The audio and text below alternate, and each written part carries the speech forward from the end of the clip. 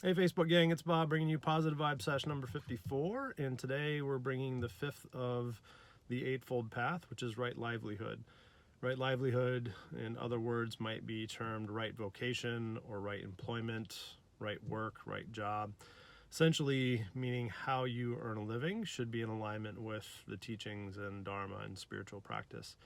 There are 5 categories that fall under the sort of refraining from prohibition on work. The first is dealing in weapons, so weapons intended to cause harm that would obviously not be in alignment with right action, right intention. The second is dealing in living beings, so the raising of animals for slaughter. Could also be other things like prostitution, human trafficking, that sort of deal, slavery. The third prohibition in right livelihood is in actual meat production, so in butchery and that sort. There's the raising of the animals, like preparing them for slaughter, but then there's the actual butchering of animals, the killing of sentient beings. The fourth is dealing in intoxicants. So as you can imagine, having a clear mind, buying, selling, creating intoxicants for others that might take them away from the spiritual path is the fourth. And then the fifth one is dealing in poisons. So apparently poisons were a big deal back in the Buddha's day. But again, creating something that would, again, to either end life or create suffering or alter the mind in some way. I'm sure that poison category probably covers a lot of things. Probably needless to say, but anything that violates any of the other right actions, any of the other eightfold path, even if they don't fall into one of those 5 categories. So things like thievery or being a burglar, that's not really a noble profession, and obviously breaks the right action part of the eightfold path. So the idea is, if I simplify all of that, regardless of the specifics, is just to say that if you earn a livelihood, that livelihood should, at minimum, not cause harm to others, should not be breaking any of the eightfold path. In the best case scenario, that it actually supports the more positive side of the eightfold path, so that it's helping others in some way, that it is growing their ability to gain spiritually, and the ability for you as the individual to gain spiritually. There have been a number of jobs, just personally for me, that I've considered. Even though I drink alcohol, I understand the effect that has. I understand purely spiritual pursuit that may not necessarily be lending to my spiritual growth.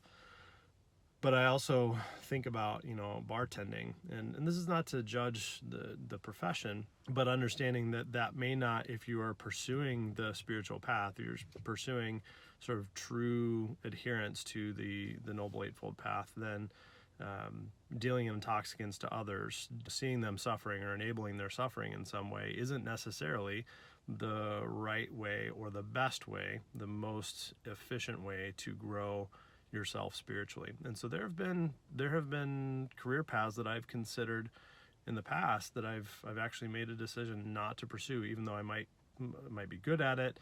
I might try and spin it and rationalize it in a way that says, well, I could help a lot of people if I was bartending. I get to talk to that many more people.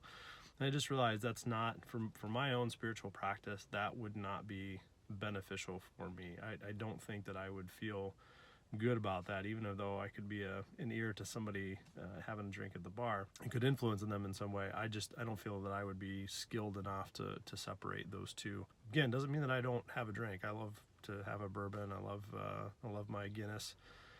But in terms of a vocation, in terms of earning a living, I feel much better about what I'm doing in the profession that I'm in now. I feel like it's at least not offending the Eightfold Path, and I feel like in many ways to enable people's retirement, etc., to help them live a more fruitful and longer life with income. Those are things I can sleep at night and feel like, yeah, that's okay. Maybe it's not purely directed at my spiritual practice, but at the end of the day, I can lay my head down on the pillow and feel like I'm not doing harm, and I'm not offending some of the spiritual pursuits of the Eightfold Path. No judgment if you're in one of those professions, if you're an arms dealer at a gun shop, or if you are a bartender, or if you're a poison maker. Maybe, I don't know, that's a little questionable. But if you're in one of those professions, again, this is not a you're going to hell because you work at a particular job. It's just,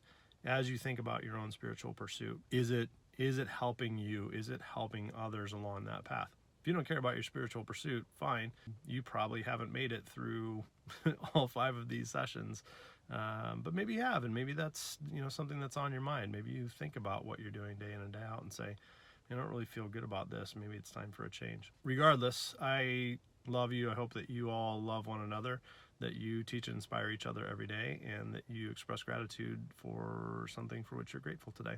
We'll talk to you on Positive Vibes /55 tomorrow. Cheers.